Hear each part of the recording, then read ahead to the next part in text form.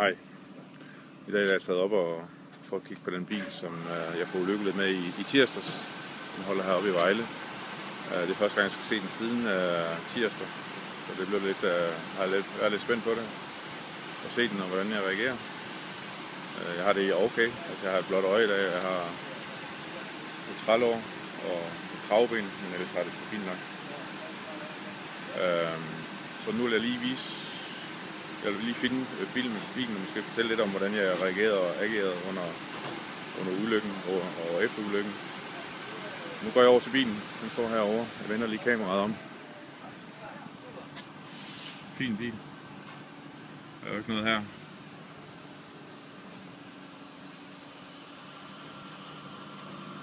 Kom vi herhen. Det er tydeligt at se det i højre side i hvert fald. Alt hvad der hedder front, det er jo væk. Det er smidt af. Lygten skulle have siddet her, kan jeg se. Brofanger og alt er væk. Det er lige nogle sprinkler. Den er der.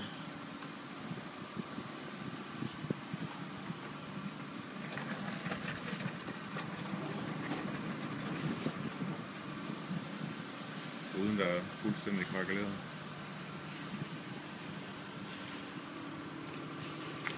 Døren der bare hænger. Airbagsen.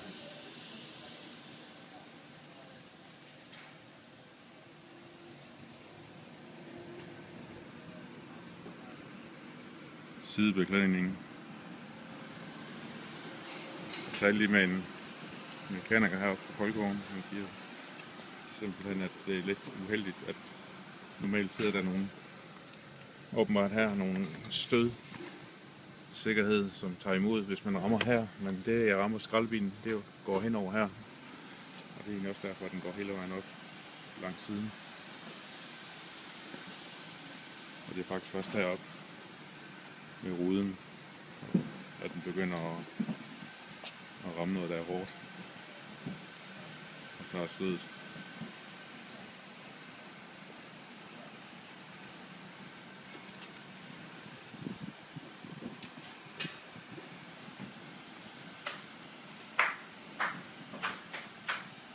Det er lidt vildt at se på og tænke på, at man inden for et splitsekund kan komme til at se sådan her ud. Hvor jeg er inde i bilen, hvor jeg sad.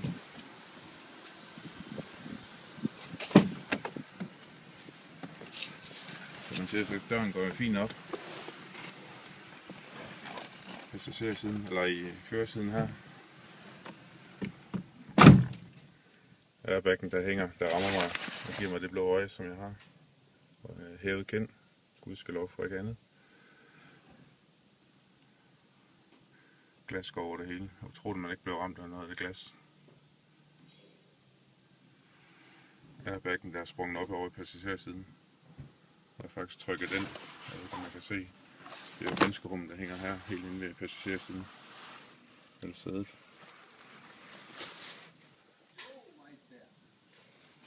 Hernede lå der nogle, det gør der sikkert, eller det gør der stadigvæk, der ligger nogle spændingssko, som jeg egentlig prøvede at gribe efter, dengang jeg skulle ud af bilen, fordi jeg skulle jo huske til spænding. Underlige ting, man tænker på. Men det er faktisk her, sådan jeg sidder og finder ud af, at jeg kørt galt. Kigger ud af det krakelerede vindue, hvor skraldebilen holder foran mig, over i modsat side af vejen. Jeg prøver på at slukke bilen, nøglen sidder fast, den sidder stadigvæk i, man kan ikke få den ud. Alt er trykket. Normalt vil jeg mit ben her være her, og så noget frem, men I kan se GPS'en og det hele, det er simpelthen trykket. Jeg ved ikke, om I kan se det så tydeligt, men det står faktisk sådan i 40 grader. Så den rammer mig og giver heldigvis kun 30 år, herregud.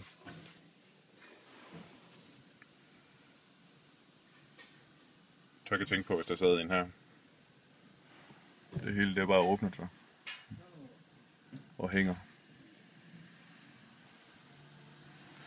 Men det her jeg sidder og finder ud af, som sagt, at nu er jeg sgu kørt galt, og så ved jeg ikke, hvad det er, der tager over, men der er et eller andet, der tager over, med at gå ud af bilen. Alt fra airbagsen, de ryger jo, og Og ude foran er der køler og dampe og hvad fanden det ellers er. Røg ind i bilen. Som der er sprunget en bombe. Men jeg er jo ikke bevidstløs eller noget. Jeg er med min fulde 5, så jeg går ud af bilen. Og det første jeg lige gør, det er at lige stiller mig her ved siden af. Og så kigger jeg lige ned ad mig selv. Om det hele er nu som det skal være. Om jeg har nogle synlige skader. Det har jeg ikke. Og så kigger jeg over, hvis man forestiller sig skraldebilen holder derovre på modsat side. Så kigger jeg over der og ser ud midt mellem min bil og skraldebilen ligger der alt muligt. Kølerhjelm og alt muligt. Så jeg tænker, det skal jeg bare have væk. Sådan at de allerede påbegyndte køen, der var påbegyndt, jeg kunne få trafikken igennem. Så jeg begynder faktisk allerede der at rengøre vejen med at sparke alt muligt væk og tage alt muligt væk, der ligger derude. Af kølerhjelm og kofanger og hvad der ellers ligger.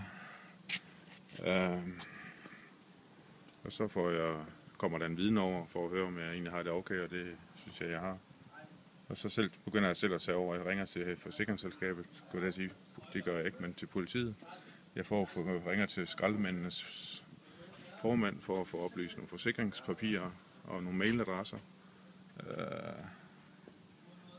Jeg ringer også til politiet. De er jo nu ikke kommet ud. Jeg tror ikke, de var klar over, hvor alvorligt det egentlig var. Så hvis jeg kunne ordne det med skraldemændene og forsikringen, så ville det være det bedste. Så det gør jeg. I samme øjeblik, eller kort tid efter. Jeg kan godt mærke, at jeg begynder at få noget trykning på brystet og sådan lidt. Og selvfølgelig dybt brystet. Fryser og hvad man ellers gør. Men så skriver min datter, at hun har ondt i øret, så må jeg ringe til hende og fortælle, eller skrive til hende, at jeg skal nok få fat på lægen kl. 8, når det åbner.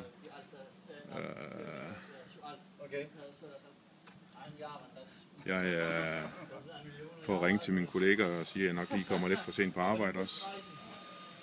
Jeg har kørt galt, og lidt senere ringer der en anden kollega og fortæller, at han har ondt i øret. Alt imens jeg står og dæmper trafikken, modkørende trafik, som kommer rimelig stærkt i den fuldoptrukne sving, så den skal op og stoppe også. Så ringer min kollega ondt i øret, så må jeg lige bruge 5 minutter på ham også og høre til hans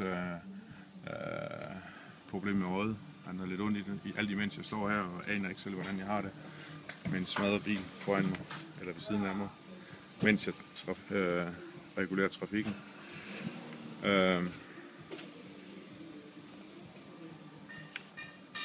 Så kører skraldemanden efter en times tid eller sådan noget.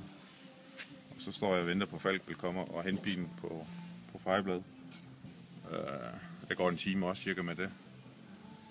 Og så kommer Falk-bilen eller Fejbladet, og han spørger så, om vi ikke skal få fat på en ambulance. Og det er nok ikke det, jeg er mindst stolt over. Det siger nej, det behøver vi ikke. Og om han ikke gider lige køre mig hjem, jeg bor 3 km derfra, så kunne jeg tage min egen privatbil ind på skadestuen og blive undersøgt. Så det gjorde jeg. Det er ikke stolt over, det vil jeg ikke anbefale til nogen som helst. Ring 112 med det samme, der sker sådan noget her. Men jeg ved ikke, om jeg var stedet eller hvad jeg var. Kommer ind på skadestuen og skal lige have afbooket nogle møder, jeg har i løbet af dagen, for det at ringe rundt og få ringe til lægen og bestille tid til min datter, for at tjekke hendes ører. Bliver kommet ind kl. 10, omkring 10-tiden til en læge og bliver undersøgt, og jeg kan godt kigge på, jeg ser på uret, og jeg kan godt tænke, at jeg havde fået en tid kl. 11 ved lægen til min datter, og jeg kunne godt se, at det kom til at knive, så jeg bad lige lægen om at give mig min mobiltelefon om, fordi jeg lige skulle have lavet en ny tid til kort over 2 pladser. Så det viser bare nogle underlige ting, som egentlig tager over. Fuldstændig overblik over tingene i situationen. Og jeg kører så hjem, og jeg skal ringe herover til Vejle for at høre, om min bil var kommet herover, og hvad angående de ting, der ligger i, og sådan nogle ting der. Så alt i alt så har jeg ageret med kontrol og overblik, og ikke fordi det skal lyde underligt, men det er meget sjovt at tænke på, hvordan man egentlig reagerer. Eller det skal ikke lyde underligt, det skal lyde som om det er noget, jeg er stolt over, men det er egentlig mere bare, hvordan man reagerer under stress. fordi det er en stressig situation at stå her. Man ved ikke engang selv, hvordan man har det. Om man har nogle indre skader, eller hvad man har. Men det er bare det, man sørger for at skal have trafikken igennem, og der skal for ikke, at de andre kan komme på arbejde, og man kommer selv for sent på arbejde og får tjekket tid til lægen, til sin datter og alt det der. Så det er lidt omkring ulykken, omkring min bil her, som ikke bliver bil igen. Jeg er sluppet heldigt, hvis man ser. Jeg går rundt her og filmer med et blåt øje og en træben, eller en trælov. Ikke en træben, trælov. Og et kravben, som gør lidt ondt efter scenens tryk.